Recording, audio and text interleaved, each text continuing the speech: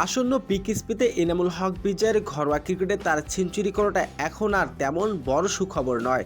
কাজটা যে নিয়মিত করে যাচ্ছেন এনামুল হক বিজয়ের নামের পাশে বেশ পরিচিতি ব্যাটসম্যান গতকাল ঢাকা প্রিমিয়ার লিগে গাজী গ্রুপের হয়ে মোহামেডানের বিপক্ষে পেয়েছেন সবশেষ সেঞ্চুরি। অপরাজিত ছিলেন 149 রানের ইনিংসে। এনামুল হক বিজয়ের 21তম সেঞ্চুরি। প্রথম লিস্টের টি-20তে যে মিলিয়ে সেঞ্চুরি স্বীকৃতি তার ক্রিকেটে তার 48তম এটি। বিকেএসপিতে এদিন মোহামেডানের বিপক্ষে খেলতে নেমেছে এনামুল হক বিজয়ের দল গাজী গ্রুপ। তবে এদিন আগে ব্যাটিং করতে নেমেছে এনামুল হক বিজয়ের দল। তবে এনামুল হক বিজয় এদিন অবিশ্বাস্য এক ইনিংস খেলে রীতিমতো সবাইকে চমকে দিয়েছেন এই ক্রিকেটার।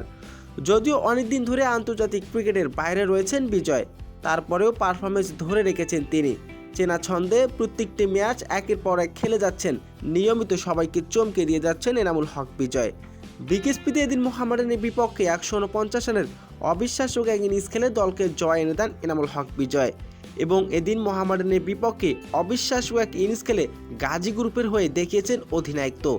আর অনেক দিন ধরে আন্তর্জাতিক ক্রিকেটের বাইরে থাকার পরেও নিজের পারফরমেন্সটাকে ধরে রেখেছেন এনামুল হক বিজয়। তো দর্শক, এনামুল হক বিজয়ের বিকেএসপিতে এমন অবিশ্বাস্য ব্যাটিং আপনার কেমন লেগেছে জানিয়ে দিন আপনার মূল্যবান মতামতটি।